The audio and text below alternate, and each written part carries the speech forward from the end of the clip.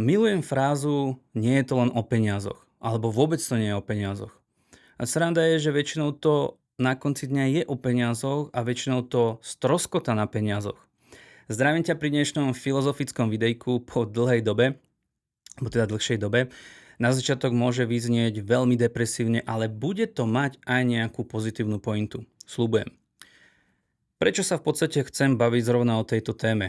Či sa nám to páči alebo nie, za chvíľu je tu koniec roka, november utečie naozaj bláznivo. Tí, ktorí robíte v tomto fachu už dlhšie, tak viete, že naozaj je to tam nabité, na poslednú chvíľu vám tam navalajú prácu. No a ako sa stretám so rôznymi mojimi kolegami, fotografmi, filmármi, tak preberáme samozrejme aj túto tému, či to má vôbec nejaký zmysel, keďže nemáme žiaden voľný čas, hlavne takto na konci roka.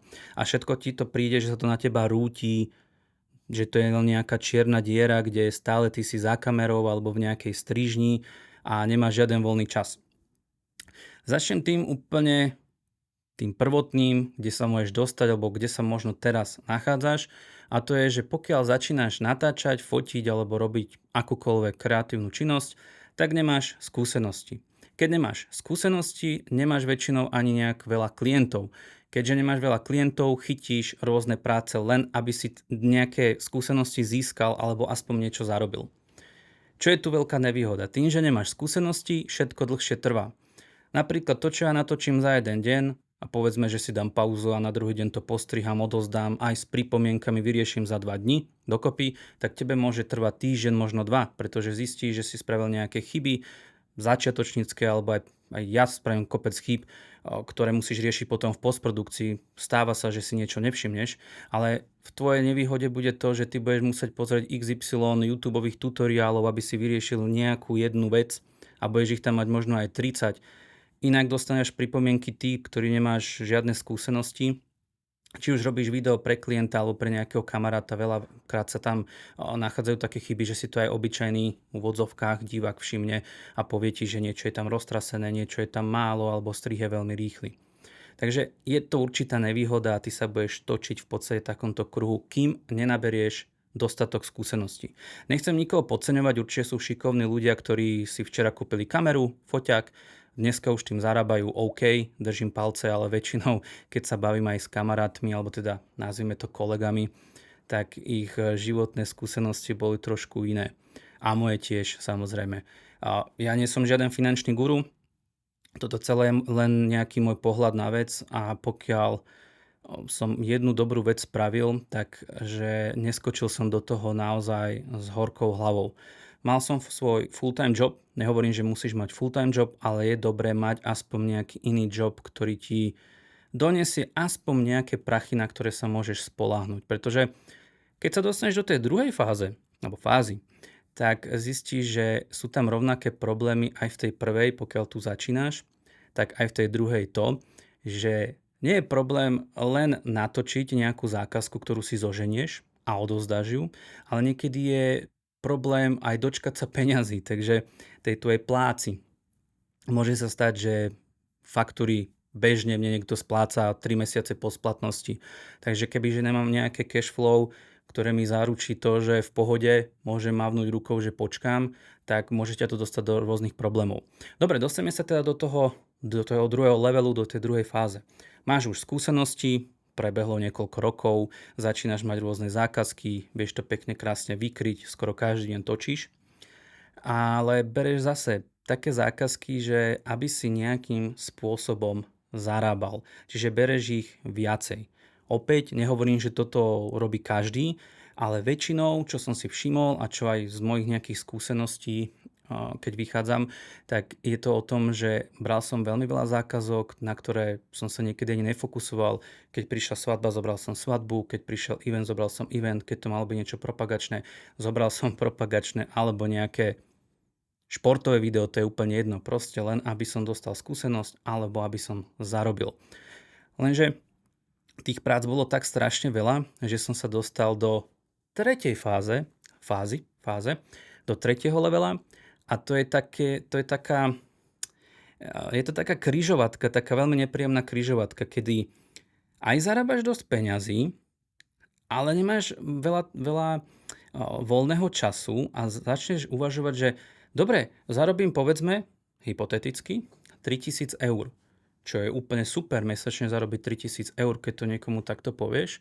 A na druhej strane ten background, keď si zoberieš, musíš zaplatiť dane, účtovničku, niečo sa pokazí, techniku musíš kúpiť, software musíš kúpiť, upgradovať, strižňu musíš. Čiže možno na konci mesiaca zistíš, alebo teda na konci roka väčšinou, že ty mesačne síce zarobíš trojku, ale je to v podstate takých 1 500, možno nejakých 1 400 eur, keď odrátaš všetok ten background za tým. No a začne ti vrtať v hlave, má to zmysel? Nie je lepšie niekam ísť, pracovať, skončiť o 2, o 3, o 4 a hotovo? Zarobíš možno to isté, tých 1 500 eur, ale máš kopec vecí, o ktoré sa nemusíš starať. No a toto je v podstate taký jeden z problémov, ktorý aj ja som poslednú dobu riešil pred 2 rokmi, aj kopec mojich kamarátov. No a v podstate je to taká križovatka, kde si máš vybrať, že buď zostaneš v tejto fáze, že budeš robiť strašne veľa práce za rovnaké peniaze a budeš dúfať, že sa to nejako zmení a že príde nejaká bájna zákazka, ktorá ti ponúkne 100 000 eur za video. Náskôr to preháňam, len aby v tom bola tá absurdita. Druhá možnosť je, že vyhoríš, že hoci na prvý pohľad máš super práce, máš to aj super zaplatené, ale vnímaš to pozadie toho celého, že ti to bere strašne veľa energie a že nestojí to za to, tak radšej s tým buchneš, budeš to mať ako hobby a ideš robiť niečo iné. Úplne v pohode podľa mňa.